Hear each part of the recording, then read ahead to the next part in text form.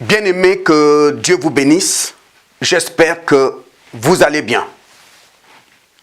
Ce que je vais dire ici est important pour tout enfant de Dieu qui a le cœur au ciel.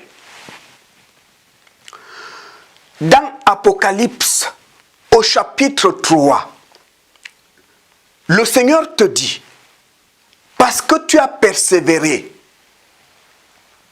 dans des difficultés, parce que tu as gardé sa parole, tu as subi des persécutions, on s'est moqué de toi, on t'a traité de tous les noms, on a même dit que tu es dans une secte, tu as été humilié. Certaines femmes se font bastonner parce qu'elles aiment Jésus. Certaines femmes ont même perdu leur ménage, leur mariage, parce que l'homme leur a dit, tu choisis entre ton Jésus là et moi.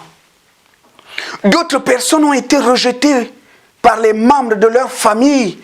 À ton lieu de travail, on se moquait de toi parce que tu lis la Bible. Mais le Seigneur te dit dans Apocalypse, au chapitre 3, parce que tu as gardé sa parole, tu n'as pas abandonné Jésus. Parce que tu as persévéré, peu importe les épreuves, lui aussi te gardera à l'heure de la tentation qui va venir dans ce monde pour éprouver les habitants de la terre. Oui, les habitants de ce monde vont être éprouvés. Oui, il y a une tentation qui arrive. De quoi s'agit-il? Le Seigneur parle ici de la grande tribulation.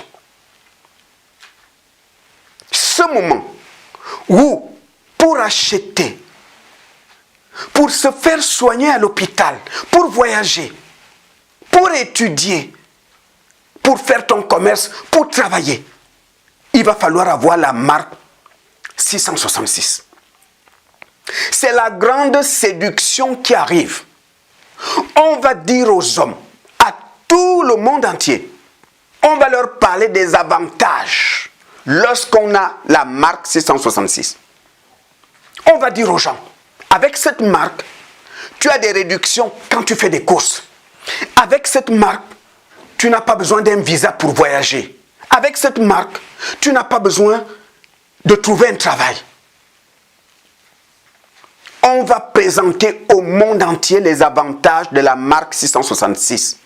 Ce serait la grande séduction. Vous savez, lorsqu'on parle de la marque 666, les seules personnes qui sauront, qui savent que c'est la marque de la bête, ce sont des enfants de Dieu. Mais la Bible dit dans Apocalypse au chapitre 3, je te garderai de la tentation qui arrive dans le monde. On va présenter aux gens les avantages lorsque tu as cette marque. Tu peux voyager comme tu veux quand tu as cette marque. Tu peux faire des courses. On va présenter aux gens des avantages. C'est la grande séduction. Et les païens vont se ruer à aller à la marque. Les gens vont chercher la marque. Ah non, il me faut la marque. Il y a trop d'avantages lorsqu'on a cette marque. Tandis que d'autres personnes qui n'ont pas la marque, même faire des courses, ils ne peuvent pas. Travailler, non. Voyager, non. On va vous faire ça dur. La marque, on va vous présenter les avantages. Tu veux voyager, il te faut la marque. Tu veux un boulot, la marque. Tu veux te marier, quel que soit ce que tu veux faire. C'est la grande séduction. Dieu dit, parce que tu as gardé ma parole, parce que tu ne m'as pas abandonné, tu as persévéré malgré les difficultés. On t'a rejeté à cause de moi. Moi aussi, je te garderai de la tentation qui vient sur terre pour éprouver les habitants de la terre. La grande tribulation. Lorsque nous regardons le monde d'aujourd'hui, on voit que tout converge vers un gouvernement mondial.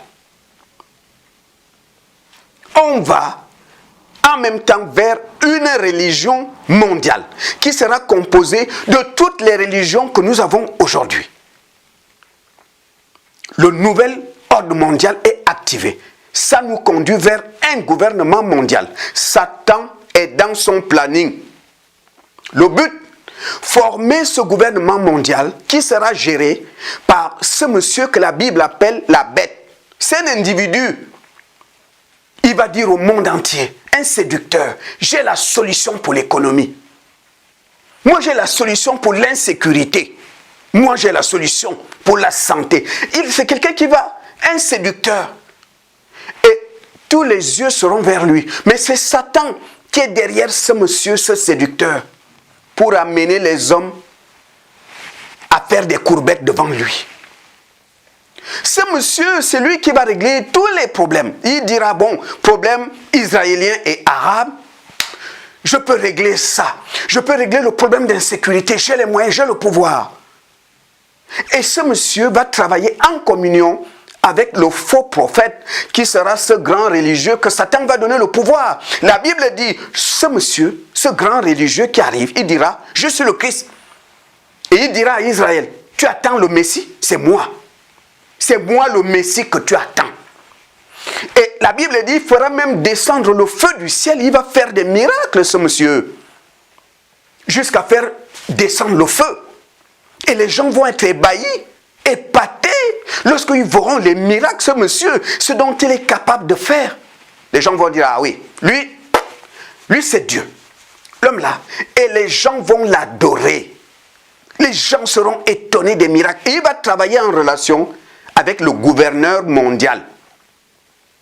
Et le monde aujourd'hui travaille, tous les enfants du diable, francs-maçons, Illuminati, les Rosicruciens, tous, des sorciers, travaillent tous pour ce gouvernement mondial en préparation.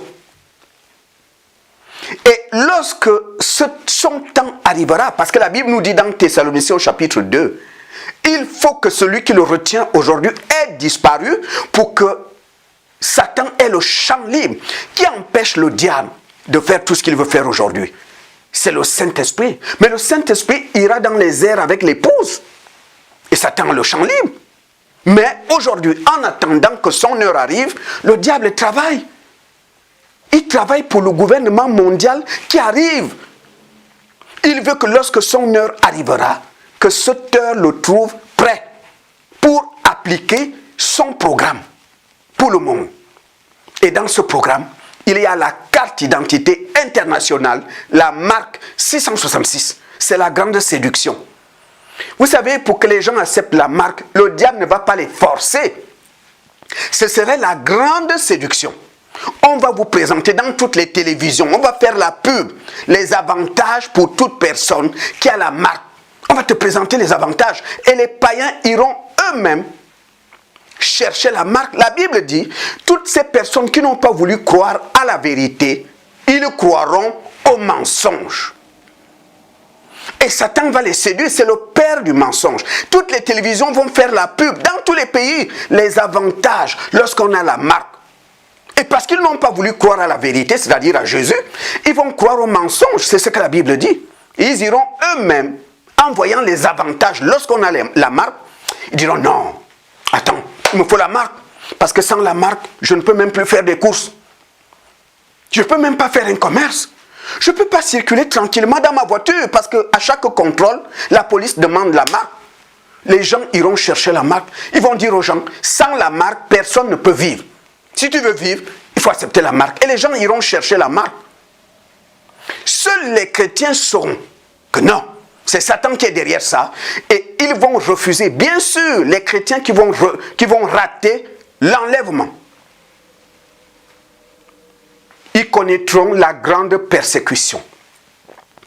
La grande tribulation. C'est malheureux, mon frère, ma soeur, que tu as connu Jésus aujourd'hui et tu es confronté à la marque 666. L'église, l'épouse de Christ, ira dans les airs. 2 Thessaloniciens, 1 Thessaloniciens. Ils iront dans les airs. Ils ne vont pas connaître la grande tribulation. Jésus a pris l'engagement. Apocalypse chapitre 3. Parce que tu as gardé ma parole, mon enfant. Tu ne m'as pas abandonné, tu as persévéré malgré les difficultés.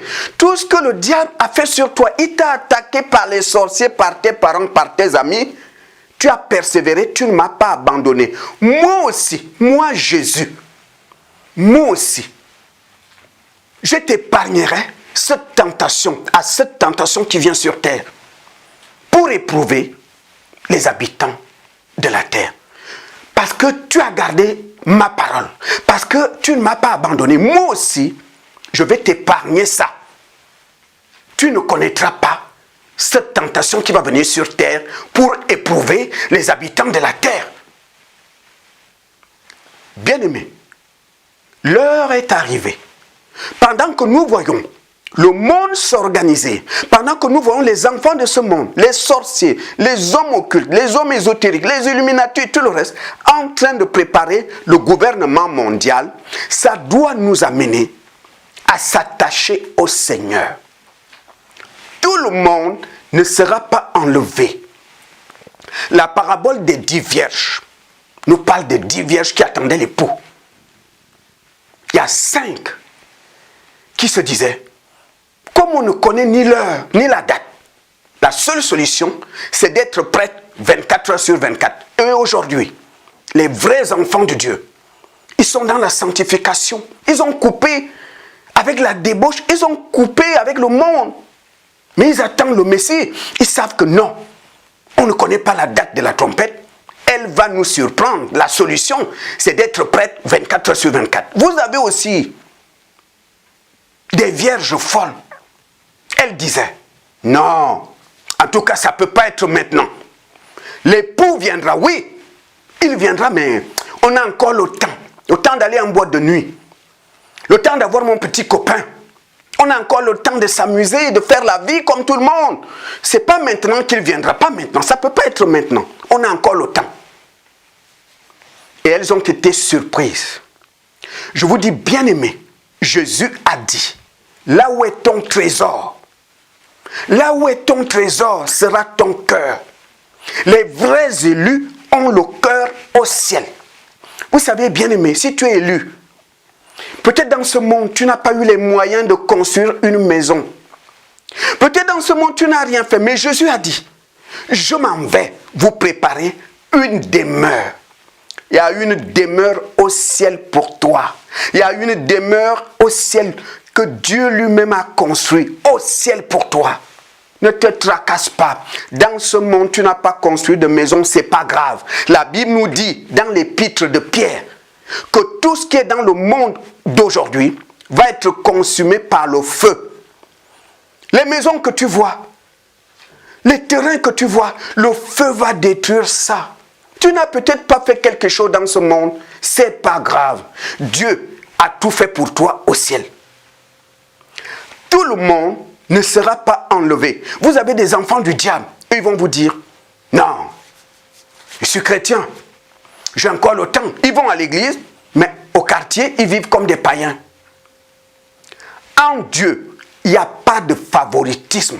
Quand la trompette va sonner, toutes les personnes prêtes iront dans les airs. La Bible dit, les morts en Christ ressuscitent en premier, et ensemble avec nous, on ira dans les airs à la rencontre du Seigneur. Mais pourquoi ce chrétien partira, l'autre ne partira pas? C'est le péché qui va faire la différence. C'est le péché qui fera en sorte que tu ne sois pas enlevé. En Dieu, il n'y a pas de favoritisme.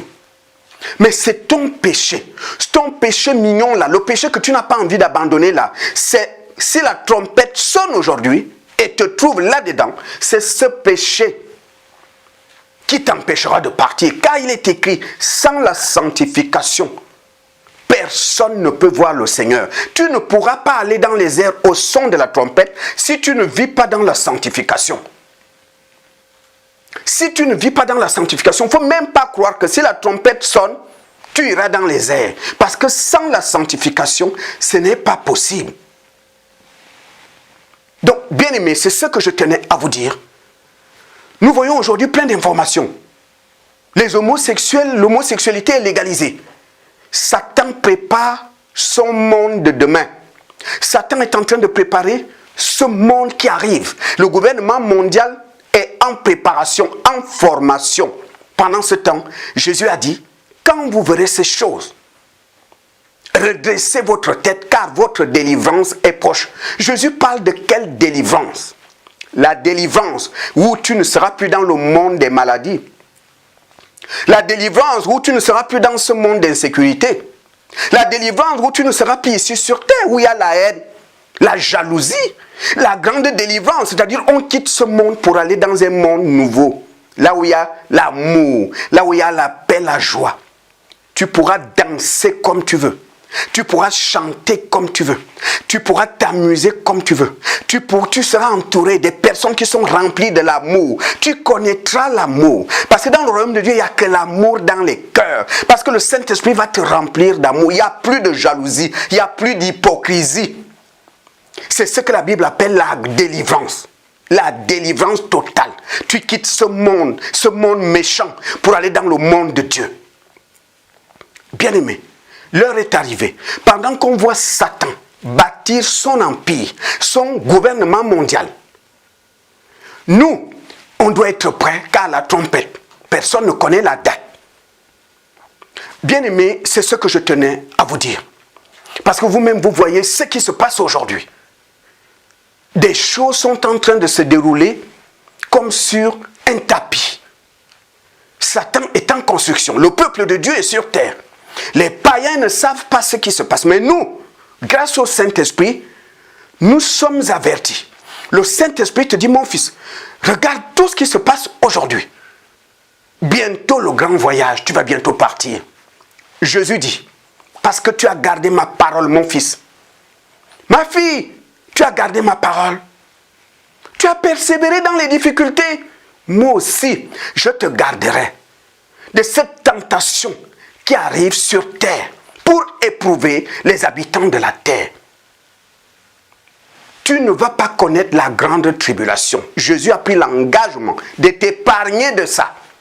Tu ne vas pas connaître la grande tribulation, la Marc 666. Jésus dit, comme tu ne l'as pas abandonné, comme tu as persévéré dans ses voies, comme tu as manifesté ton amour vis-à-vis de lui, lui aussi, il t'épargnera cette tentation qui vient sur terre pour éprouver les habitants de la terre. Ce sera une épreuve difficile où tu as le choix entre la mort et la Marc 666.